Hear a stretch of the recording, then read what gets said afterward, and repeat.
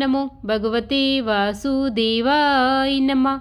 प्रणाम भक्तजनों, आज से माघ मास की शुरुआत हो चुकी है और हम आज से नित्य माघ मास के महात्म्य सुनेंगे।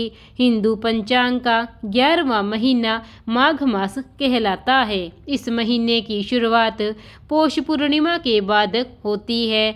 हिंदू धर्म के शास्त्रों में भी माघ मास का विशेष महत्व बताया गया है। धार्मिक मान्यताओं के अनुसार इस मास में भगवान विष्णु और सूर्य देव की पूजा अर्चना करने से साधकों की सभी मनोकामनाएं पूरी होती है। इसके अलावा इस महीने को स्नान, दान और पूजा पाठ के लिए सबसे शुभ माना गया है। ऐसा माना जाता है कि इस महीने में स्नान दान करने से जीवन में सुख, शांति और पुण्य की प्राप्ति होती है। आइए अब हम माघ मास महात्म्य के प्रथम अध्याय की शुरुआत करते हैं। नारायण नमस्कृत्य नर चैव नरोत्तमं देवी सरस्वती चैव ततो जयमुदीरयते। अर्थात सारे संसार के कर्ता श्री भगवान विष्णु, माता लक्ष्मी और देवी सरस्वती तथा श्री देव गुरु बृहस्पति जी के चरण कमलों में नमस्कार करते मैं इस माघ मास महात्म्य का वर्णन करती हूँ। एक समय श्री सूत जी ने अपने गुरु श्री व्यास जी से कहा, हे आदरणीय गुरुदेव, कृपा करके आप मुझसे माघ मास का महात्म्य कहिए, क्योंकि मैं आपका शिष्य हूँ।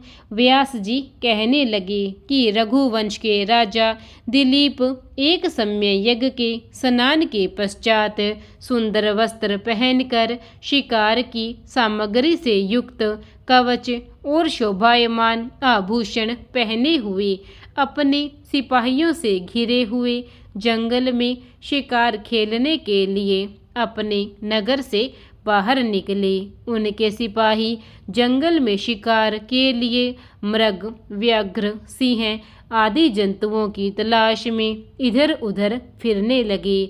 उस वन में वनस्थली अत्यंत शोभा को प्राप्त हो रही थी। वन में कहीं वृक्षों पर मोर नाच रहे थे, कहीं कहीं मृगों के झुंड फिरते थे, कहीं गिद्दड़ अपना भयंकर शब्द कर रहे थे, कहीं गेंडों का समूह हथियारों के समान फिर रहा था, कहीं वृक्षों के कोटरों में बैठे हुए उल्लू अपना भयानक शब्द कर रहे थे, कहीं सिंहों के पद चिन्हों के साथ घायल मृगों के रक्त से भूमि लाल हो रही थी, कहीं दूध से भरी थनों वाली सुंदर भैंसें फिर रही थी, कहीं पर गंधित पुष्प, हरी हरी लताएं वन की शोभा को बढ़ा रही थी, कहीं बड़े बड़े पेड़ खड़े थे तो कहीं पर उन पेड़ों पर बड़े बड़े अजगर और उनकी केंचुलियां भी पड़ी हुई थी। उसी समय राजा के सिपाहियों के बाजे की आवाज़ सुनकर एक मृग वन में से निकलकर भागने लगा और बड़ी बड़ी चौकड़ियां भरते हुए आगे बढ़ा। राजा ने उसके पीछे अपना घोड़ा दौड़ाया, परंतु मृग पूर्ण शक्ति से भागने लगा। मृग कांटेदार वृक्षों की एक जंगल में घुसा और राजा ने भी उसके पीछे वन में प्रवेश कर दिया, परंतु दूर जाकर मृग राजा की दृष्टि से ओझल होकर कहीं निकल गया। राजा निर्जन वन में अपने सैनिकों सहित प्यास के मारे अति दुखी हो गया।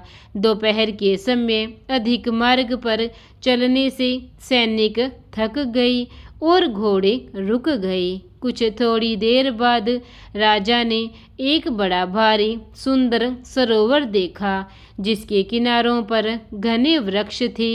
इसका जल सज्जनों के हृदय के समान पवित्र था। सरोवर का जल लहरों से बड़ा सुंदर लगता था। जल में अनेक प्रकार के जल जंतु, मछलियां आदि स्वच्छंदता से इधर उधर फिर रहे थे। दुष्टों के समान निर्दयी चित्त वाले मगरमच्छ भी थे। किसी किसी जगह लोभी के घर के समान सिमाल भी पड़ी हुई थी, जैसे विपत्ति में पड़े हुए लोगों के दुखों को हरने वाले दानी पुरुष के समान यह सरोवर अपने जल से सबको सुखी करता था, जैसे मेघचालक के दुख को हरता है। इस सरोवर को देखकर राजा की थकावट दूर हो गई। रात्रि को राजा ने वहीं विश्राम किया और सैनिक पहरा देने के लिए लग गए और चारों तरफ फैल गई। रात के अंतिम समय में शुकरों के एक झुंड ने आकर अंतिम समय में पानी पिया और कमल के झुंड के पास आया।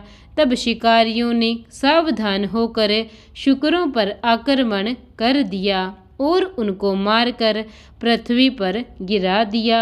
उस समय सब शिकारी कोलाहल करती हुई बड़ी प्रसन्नता के साथ राजा के पास गए और राजा प्रभात हुआ देखकर उनके साथ ही अपनी नगरी की तरफ चल पड़ा। रास्ते में एक तपस्वी को देखा जिसका शरीर तपस्या और नियम के कारण बिल्कुल सूख गया था, जो मृगछाला और वल्कल पहने हुए था। राजा ने ऐसे घोर तपस्वी को देखकर बड़े आश्चर्य से उसको प्रणाम किया और हाथ जोड़कर खड़ा हो गया। तब तपस्वी ने राजा को कहा कि हे राजन, इस पुण्य शुभ माघ में इस सरोवर को छोड़कर तुम यहाँ से क्यों जाने की इच्छा करते हो? तब राजा कहने लगा कि महात्मन, मैं तो माघ मास में स्नान के फल को कुछ भी नहीं जानता। कृपा करके आप विस्तार पूर्वक मुझको बतलाइए। इसी प्रकार श्री स्कंद पुराण वर्णित माघ मास महात्म्य की अध्याय प्रथम का यहीं पर समापन होता है। आइए अब हम भगवान विष्णु जी की आरती करते हैं। ओम जय जगदीश हरि, स्वामी जय जगदीश हरि। भक्त जनों की संकट क्षण में दूर करे। ओम जय जगदीश हरि। जो ध्यावे फल पावे, दुख बिन से मन का। सुख संपत्ति घर आवे, कष्ट मिटे तन का। ओम जय जगदीश हरि। मात पिता तुम मेरे, शरण गहूँ मैं किसकी। तुम बिन और न दूजा, आस करूँ मैं जिसकी। ओम जय जगदीश हरि। तुम पूरन परमात्मा, तुम अंतर्यामी। पार ब्रह्म परमेश्वर, तुम सबके स्वामी। ओम जय जगदीश हरि। तुम करुणा के सागर, तुम पालन करता। मैं मूर्ख खल कामी, कृपा करो भरता। ओम जय जगदीश हरि। तुम हो एक अगोचर, सबके प्राणपति। किस विधि मिलूं दया मैं, तुमको मैं कुमति। ओम जय जगदीश हरि। दीन बंधु दुख हरता, तुम ठाकुर मेरे। अपने हाथ उठाओ, द्वार पड़ा मैं तेरे। ओम जय जगदीश हरि। विष विकार मिटाओ, पाप हरो देवा। श्रद्धा भक्ति बढ़ाओ, संतन की सेवा। ओम जय जगदीश हरि। तन मन धन और संपत्ति सब कुछ है तेरा, तेरा तुझे कोई अर्पण क्या लागे मेरा। ओम जय जगदीश हरि। जगदीश्वर जी की आरती जो कोई नर गावे, कहत शिवानंद स्वामी मन वांछित फल पावे। ओम जय जगदीश हरि। ओम जय जगदीश हरि।